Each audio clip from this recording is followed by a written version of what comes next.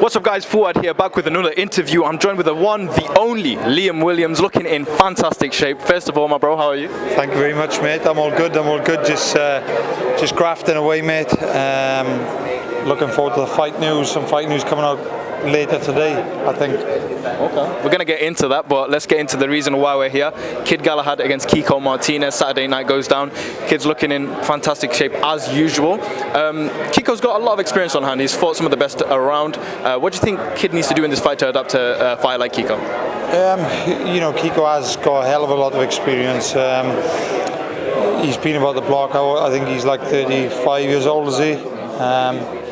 So yeah, he's obviously very good, very experienced, boxed all around the world, being world champion.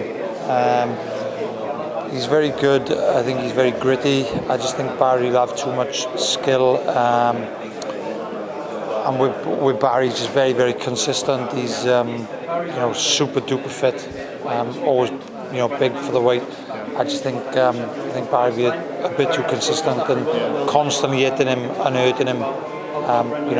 Regular. So I think Barry's going to stop him later down the stretch. You're talking about Barry's fitness there. You've been in Sheffield for a minute now. You've been here for a while in that Ingle gym. What has changed in your game or sort of your style whilst you've been there? What's the main thing you've picked up? I just think the biggest thing which has changed for me is dedication more than anything. Are they on top of you? Yeah. I've really, excuse me. I've really become just a lot more focused and concentrating on my training only, rather than obviously because I'm living here. When I was back home, I would finish training, I'd be running around doing this, that, the other. Nothing bad, but just like now I'm training, I focus, and I just sleep, eat, train again.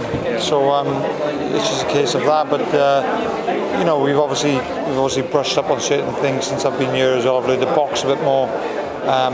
Starting to use my mind a little bit more over just kind of like pure aggression, and trying to knock people out all the time. Yeah.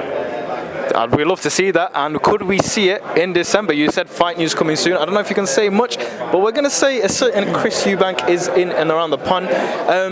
It's getting heated. I can see you smiling there as well when I mentioned his name. How badly do you want to beat him?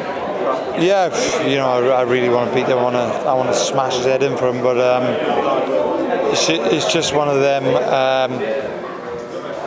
You'll know what's happening later on is something getting announced. So we're just waiting on that. But I don't like the guy, and I'm pretty sure he don't like me also. But it's a very fan-friendly fight, and it's one for the people to get excited about. That's for sure. If it does get announced later today, let's just say, what separates you and him in that ring? I just think he's very good. He's tough. He's fit, durable.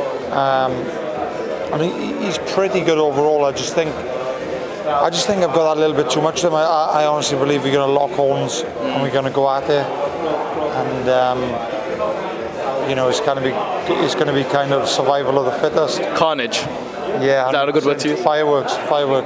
I'm looking forward to it. Let's hope that's announced already by the time this interview is up. Let's talk about the fight that just went this weekend. Canelo Alvarez defeated Caleb Plant to become the undisputed, let me get that clear, champion of the world. He seems untouchable at the moment. He obviously beat Billy Joe just before that as well. Who beats Canelo? Right now, to be totally honest with you, I don't think anybody beats Canelo.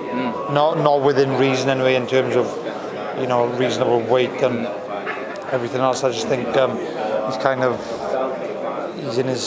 on his own level at the moment, and I don't really think there's anyone even close to him. In order for someone to beat him, I think it's going to have to be a case of him moving up to like light heavy or maybe even cruiserweight, and even then, which he might do. And even then, they're probably going to have their hands full as well. So we'll see. Yeah. It's a tough opponent for all. It's going to be interesting to see where his next move actually is. I honestly think he may drop the super middleweight titles and go on a new venture. Your old friend Demetrius Andrade keeps shouting for his name. We saw that incredible altercation talking about payday when Demetrius invaded their thing. Do you think there's any chance for Demetrius to even cause any problems, or do you think, like you said, Canelo level on his own? As I said, I do think he's kind of on level of his own at the moment, but I think that if there's anyone which will cause him problems, it'll probably be Andrade, because of his style and being a southpaw, he's slick, he can move. But I think that fight will be a very similar fight to the planned fight. I think he'll probably cause him a lot of trouble for the first half of the fight, and then Canelo probably slowly start coming into it and maybe stop him later on. It's that kind of fight. So, but it'll definitely be interesting, and it'll be good to see how that fight goes, because obviously I boxed Demetrius, and it'll be kind of good to see how that plays out. You can gauge it sort of when he fights. Yeah, exactly. All right, well, Liam, thank you for your time. I can't wait for the news, and hopefully December. We'll see you then. Thank you very much for your time. Cheers, mate. Thank you, bro.